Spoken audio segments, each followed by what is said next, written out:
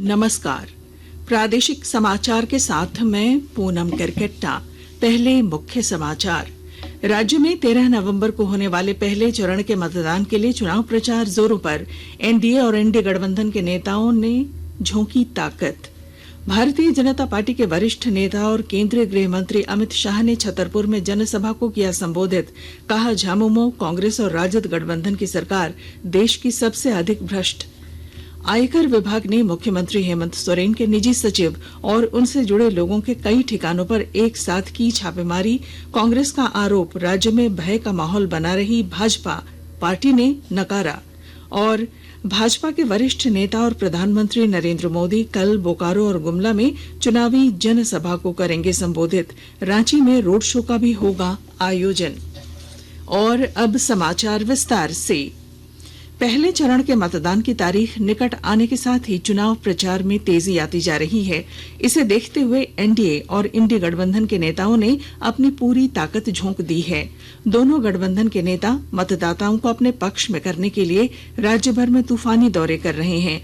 इस कड़ी में आज भाजपा के वरिष्ठ नेता अमित शाह, राजनाथ सिंह, शिवराज सिंह चौहान, जेपी नड्डा और हिमंता बिस्वा शर्मा की विभिन्न जगहों पर कई चुनावी सभाएं हो रही हैं।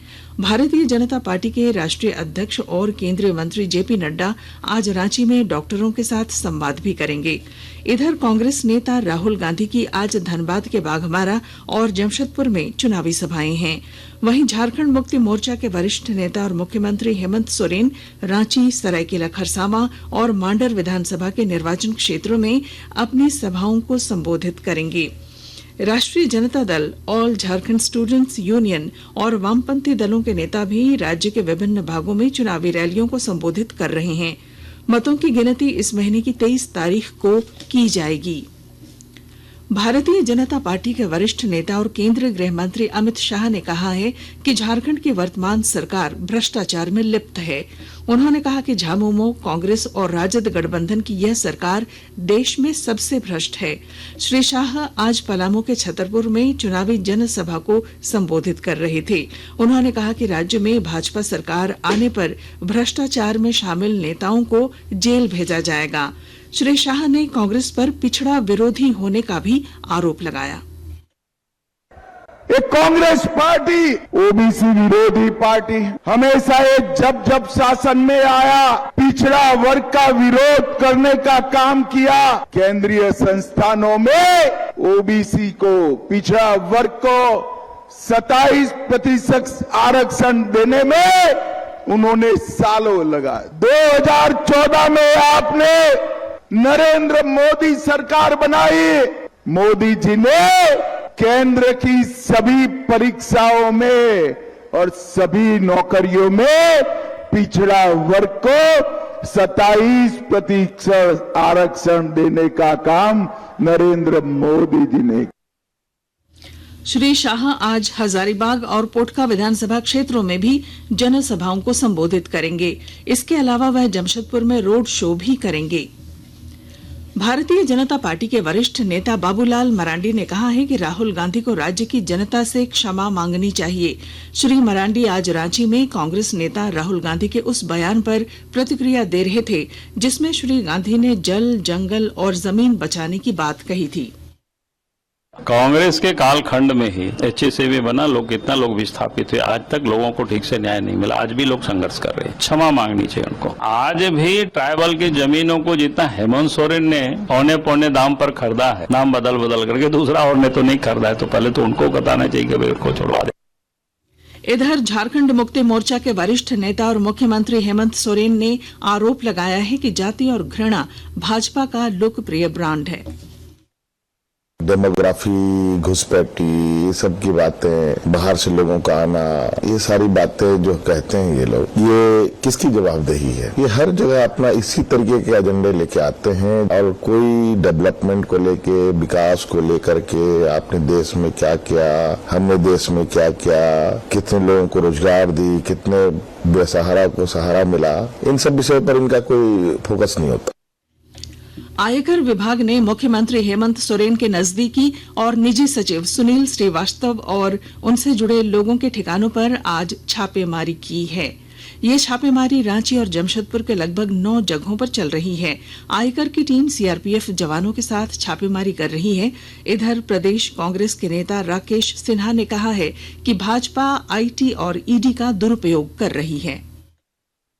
चुनाव में भारतीय जनता पार्टी पिछड़ रही है, वो आईटी और ईडी का सहारा लेकर के वो चुनाव में आगे बढ़ना चाहती है। लेकिन राज्य की जनता भारतीय जनता पार्टी को पहले भी खदेड़ने का काम किया और इस बार के विधानसभा के चुनावों में भी पूरी तरह नकारने का काम करेगी। वहीं भाजपा के प्रदेश प्रवक्ता प्रतुलनाथ शाहदेव ने कहा है कि चुनाव में पैसों के दुरुपयोग की सूचना पर जहां भी एजेंसियों को सबूत मिलते हैं वहां कार्रवाई होती है। देखिए, ये मोदी जी का न्यू इंडिया है। आप कितने भी बड़े पद पर क्यों ना हो, भाई अगर आपके खिलाफ कोई सबूत है भ्रष्टाचार के, कोई आपके खिलाफ ट्रेल है, मनी लॉन्ड्रिंग का ट्रेल है या अपने आय से अधिक संपत्ति जुटाने का ट्रेल है, तो एजेंसियां कार्रवाई करती हैं। दूसरी ओर रांची विधानसभा से झारखंड मुक्ति मोर्चा के प्रत्याशी महुआ माझी ने आरोप लगाया है कि चुनाव के दौरान भाजपा के लोग तरह तरह के हथकंडे अपनाएंगे, लेकिन इससे चुनाव के नतीजों पर कोई फर्क नहीं पड़ेगा। जनता मंच बना चुकी है, जुमलेबाजों को यहाँ पर कोई जगह नहीं देगी। यहाँ पर जो सचमुच में जमीन से जुड़कर काम करने वाले लोग हैं उन्हीं को मौका मिलेगा। आकाशवाणी के ताजा तरीन समाचारों के लिए आप हमारी वेबसाइट news.on.air.gov.in पर लॉग ऑन कर सकते हैं। ताजा समाचार X handle @AIR news alerts और Facebook page all India radio news पर भी उपलब्ध है। आप प्रादेशिक समाचार एकांश के X handle @AIR news_ Ranchi और फेसबुक, इंस्टाग्राम पेज तथा YouTube channel AIR news Ranchi पर भी हमारे बुलेटिन सुन सकते हैं। प्रादेशिक समाचार आप आकाशवाणी रांची से सुन रहे हैं। विधानसभा चुनाव को देखते हुए बोकारो जिले में एक ओर जहां उम्मीदवारों का तूफानी दौरा जारी है, वहीं जिला प्रशासन भी विभिन्न जागरूकता कार्यक्रमों के जरिए मतदान बढ़ाने की कोशिश कर रहा है। और जानकारी के साथ हमारे बोकारो संवाददाता। बोकारो जिले का माहौल चुनावमय हो गया है। स्वीप के तहत लगातार तरह तरह के कार्यक्रम आयोजित कर मतदाताओं को मतदान के लिए जागरूक किया जा रहा है। शहरी क्षेत्र में प्रशासन ने स्वयंसेवी संस्था और स्कूलों को मतदाताओं को जागरूक करने की जिम्मेवारी दी है। स्वयंसेवी संस्थाओं के द्वारा शहर के भीड़ भाड़ वाले क्षेत्रों में नुक्कड़ नाटक के माध्यम से मतदान का महत्व समझाया जा रहा है, तो दूसरी तरफ स्कूली बच्चे प्रभात फेरी और रैली निकालकर मतदाताओं को मतदान के लिए जागरूक कर रहे हैं। मनोज कुमार, आकाशवाणी समाचार, बोकारो। प्रधानमंत्री नरेंद्र मोदी ने कहा है कि उद्योगपति और परोपकारी रतन टाटा के जीवन से यह प्रेरणा मिलती है कि सच्चे नेतृत्व का आकलन किसी की उपलब्धियों से नहीं बल्कि सबसे कमजोर व्यक्ति का ध्यान रखने की उसकी क्षमताओं से होता है। श्री मोदी ने कहा है कि रतन टाटा को इस भौतिक संसार से अलविदा हुए 1 महीना हो गया है, लेकिन उनकी अनुपस्थिति न केवल भारत में बल्कि विश्व भर में समाज के प्रत्येक वर्ग को महसूस हो रही है। प्रधानमंत्री ने कहा कि रतन टाटा युवाओं के लिए प्रेरणा थे। और अब बुलेटिन के आखिर में मुख्य समाचार एक बार फिर। राज्य में 13 नवंबर को होने वाले पहले चरण के मतदान के लिए चुनाव प्रचार जोरों पर। एनडीए और इंडी गठबंधन के नेताओं ने झोंकी ताकत।